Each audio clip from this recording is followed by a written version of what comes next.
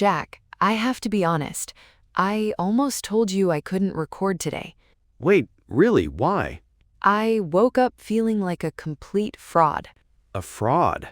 Grace, what do you mean? I kept thinking, who am I to teach English when I still make mistakes myself? You actually thought that?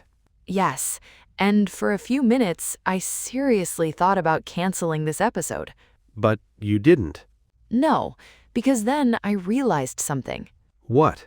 Maybe I'm not the only person who feels like they aren't good enough. Maybe that's exactly why we need to talk about it. Hello, everyone. I'm Grace. Welcome back to the Speak Bench. And I'm Jack.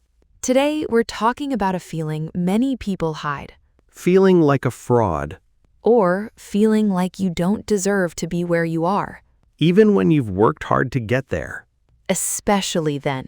Why especially then? Because the more something matters to you, the more afraid you can become of failing at it. So the thing you love can also become the thing that scares you. Exactly. And that was happening to you this morning?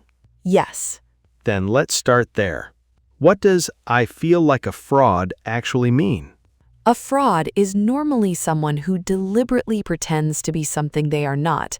But when someone says, I feel like a fraud, they are often describing a feeling. A feeling of what? A feeling that their success, position, or ability is not real enough. They worry that other people will discover they aren't as capable as they think. So the fear is being exposed. Exactly. Exposed means something hidden becomes visible. I was afraid people would discover that I wasn't as confident as I looked. Very natural. But what if the person really is capable? That's the interesting part. You can be capable and still feel incapable. So feelings and facts can disagree. All the time. That sounds like self-doubt. Exactly. Self-doubt is a lack of confidence in your own ability or judgment.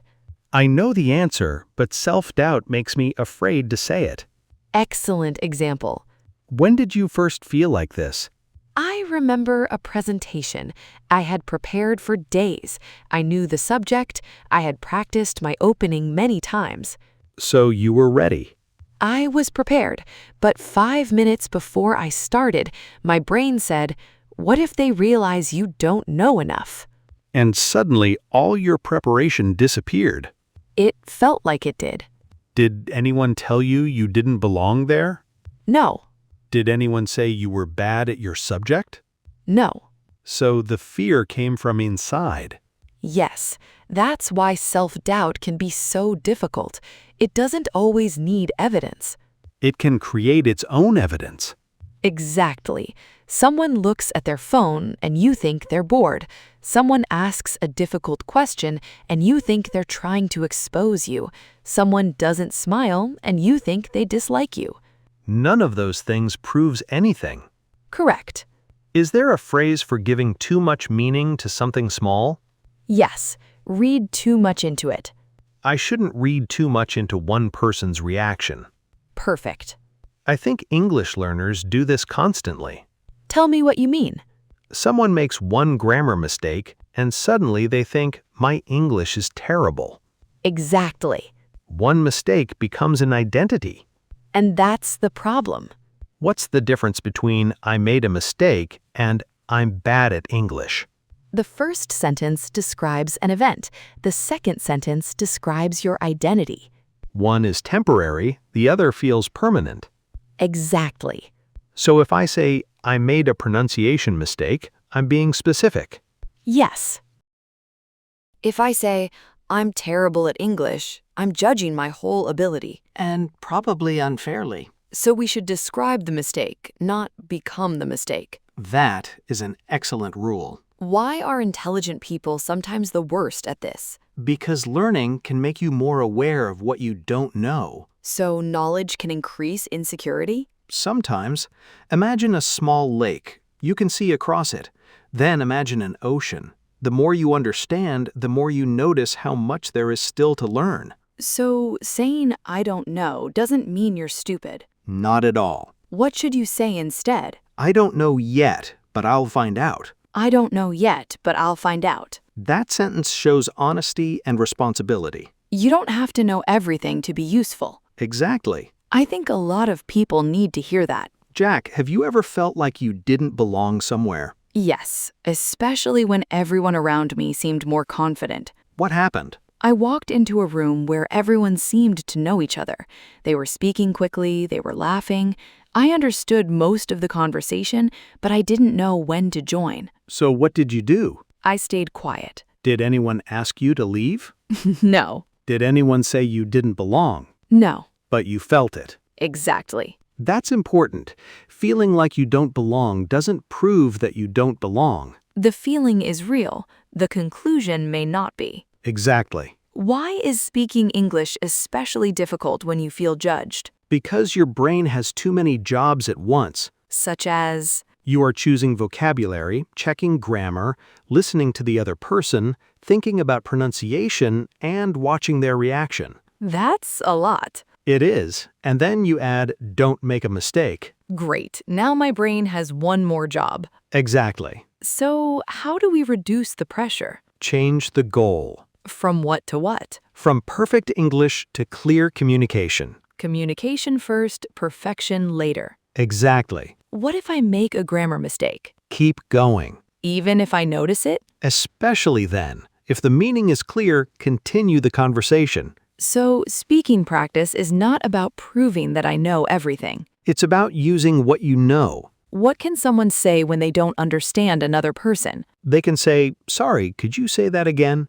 Sorry, could you say that again? Or, could you speak a little more slowly? Could you speak a little more slowly? Or, I'm not sure I understood. Do you mean? I'm not sure I understood. Do you mean? Perfect. Asking for clarification is not embarrassing. No, it's a communication skill. That's useful. And it gives you time to think. Let's talk about criticism. Good idea. I think criticism can make self-doubt much worse. It can, especially if you already believe you're not good enough.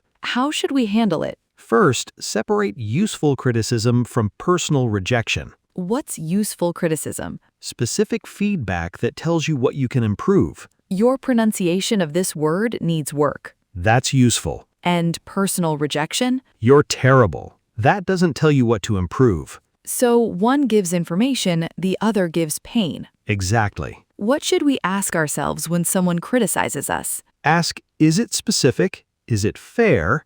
Is it useful? Can I learn something from it? Is it specific? Is it fair? Is it useful? Good. If the answer is no, I don't have to build my identity around that comment. Exactly. Grace, did you finish that presentation successfully? I survived it. That's not the same thing. Fine. Yes, it went well. Did you feel confident afterward? Honestly, not immediately. I was mostly relieved.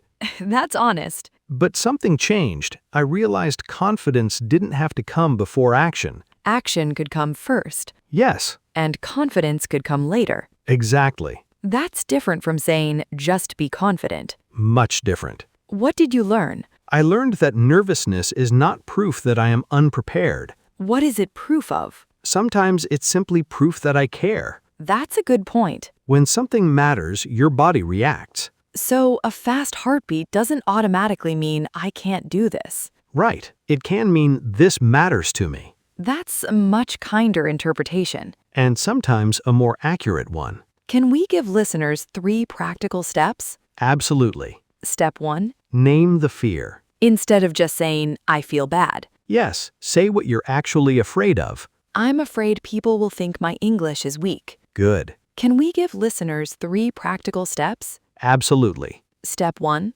Name the fear. Instead of just saying, I feel bad. Yes, say what you're actually afraid of. I'm afraid people will think my English is weak. Good. Step 2. Separate facts from assumptions. Fact, I made one mistake. Good. Assumption, everyone thinks I'm terrible. Exactly. Step 3. Do the smallest, bravest thing. Give us examples. Speak one sentence. Ask one question. Record one video. Apply for one opportunity. Start one conversation. Don't try to become fearless first. No, act while you're still nervous. That's real courage. What about people who compare themselves to someone who is already fluent? Remember that you are comparing different stages. You see their result, not their process. Exactly. You see their confident conversation. You don't see the years of mistakes behind it. Right. You see chapter 20 and compare it with your chapter 2. That's why comparison can create a false sense of failure. So what should I compare instead? Compare yourself with your previous self. Am I better than I was 3 months ago? Exactly. Did I learn more? Did I speak more? Did I become less afraid? Those are better questions. Let's talk about the phrase, I don't feel qualified. Qualified means having the skills, training, or experience needed for something. I don't feel qualified to lead this meeting. Good. But maybe I am qualified and simply nervous. Exactly. So we should ask, am I actually unqualified or do I just feel unqualified? Excellent question. Feeling unqualified doesn't prove that I am unqualified. Correct. What about I deserve this? To deserve something means that it is appropriate for you because of your actions, qualities, or circumstances. Sometimes I don't feel like I deserve my success. That is a common form of self-doubt. Maybe I need to learn to accept good things without immediately questioning them. Yes, Can I admit something else? of course. Sometimes I feel more comfortable helping someone else with English than speaking English myself. Why? Because when I'm helping, I don't feel like I'm being tested. That makes sense. But when someone looks directly at me and waits for my answer, I suddenly feel exposed. That's the fear of being judged. Yes. And you know what? You don't have to remove that fear before you speak. I don't? No, you can carry the fear and speak anyway. Carry the fear. Yes, let it sit beside you. It doesn't get to drive. I like that. Jack, what would you say to someone who has been waiting for permission to begin? I'd say stop waiting for the perfect feeling. Why? Because sometimes the feeling never arrives before the action. Exactly. You can begin nervous. You can begin uncertain. You can begin with imperfect English. And you can improve while you're moving. Yes. That's what I had to learn this morning. What did you do when you wanted to cancel? I made coffee, I sat down, I looked at the script, and I decided to record the first sentence. Just the first sentence. Just the first sentence. And now we're here. Now we're here. Let's do a quick English practice round. Let's go. Clear. I feel like a fraud. I sometimes feel like a fraud when I make a mistake in front of other people. Good. Encouraging. I don't feel qualified. Natural. Practicing. I don't feel qualified yet, but I'm willing to learn. Warm. Excellent. Encouraging. I don't feel like I belong. Natural. Practicing. I didn't feel like I belonged at first, but now I'm more comfortable. Approving. Perfect. Encouraging. Read too much into it. Natural. Practicing. I shouldn't read too much into one person's reaction. Warm. Great. Encouraging. Speak up. I'm going to speak up, even if my English isn't perfect. That's the one. Hold back. I used to hold back, but now I'm trying to participate. Good. Keep showing up. I'm not perfect, but I'll keep showing up. Beautiful. Jack, do you think I was really a fraud this morning? No, Why not? because you were afraid. That's different. So fear doesn't make me fake. No, it makes you human. And making mistakes doesn't make me a bad teacher. No, it makes you a teacher who is still learning. I needed to hear that. Maybe someone listening needs to hear it too. If you are learning English and you feel like you don't belong, listen carefully. You are allowed to pause. You are allowed to forget a word. You are allowed to ask someone to repeat themselves.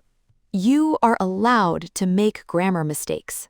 You are allowed to have an accent. You are allowed to sound like a learner while you are learning. You don't need perfect English to deserve a place in the conversation. You just need to enter it. One sentence at a time. One mistake at a time. One brave moment at a time. And one day you'll look back and realize you were never a fraud. You were simply learning. And learning always looks imperfect from the inside. So keep going. Keep speaking. Keep showing up. I'm Grace. I'm Jack. This is the Speak Bench. Real conversations, real English, real life.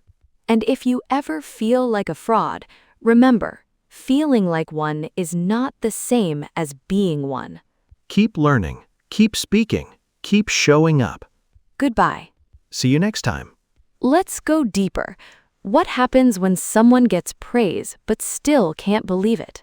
They may think the praise is luck, Or timing? or someone else helped them. And what happens when they receive criticism? They treat it as proof. Exactly. Success gets explained away, but failure gets taken personally. That's a terrible mental system. It is. So we need a fairer system. What would a fair system look like? Give success the same honesty you give failure. If I made a mistake, I can admit it. If I did something well, I can admit that too. Exactly. Without feeling arrogant. Confidence is not arrogance. Arrogance says, I'm better than everyone. Confidence says, I can handle being imperfect. That's a useful definition. So keep it. What if someone says, you got lucky? Maybe luck played a part. Luck and effort can exist together. So I don't have to choose between I worked hard and I got lucky. Exactly. What if they say anyone could do that? Maybe, but you did it. That's simple. Sometimes simple truths are the hardest to accept. Especially when you're used to minimizing yourself. Minimizing yourself. It means making your achievements seem smaller than they are. I always minimize my progress. Very natural. Maybe I need to stop doing that. Maybe you do. What about the phrase, I got lucky? It can be honest, but sometimes people use it to avoid accepting their own ability. So if I worked for years and finally succeeded, calling the whole thing luck might be unfair to myself. Exactly. I can acknowledge luck without deleting my effort. That's a healthy way to look at it. And what about failure? Failure deserves the same balanced view. One failed attempt doesn't prove I am incapable. It proves one attempt did not work. That's a much smaller statement. And a much more useful one. Can we talk about job interviews? Definitely. That's where many people feel like frauds. Because the interview creates a very clear moment of judgment. You sit across from someone who is deciding whether you're good enough. But remember, they are not deciding your value as a human being. They're deciding whether the current role is a match. That's different. Very different. So rejection doesn't automatically mean I'm not good enough. Correct. So it can mean this wasn't the right match at this time. Exactly. That would make rejection easier to survive. It doesn't make it painless, it makes it understandable. What about students? Students often feel pressure because they think everyone else is progressing faster. Especially in language learning. Yes, one person speaks fluently, another person understands movies, another person has a huge vocabulary. And you think, why can't I do that? Exactly. What should they measure instead? Measure specific skills. Such as? Can I understand more than last month? Can I speak for 1 minute longer? Can I explain an idea without translating every sentence? Can I understand a new accent? Those are real measures. And real measures create real progress. Instead of one giant question, am I good at English? Exactly.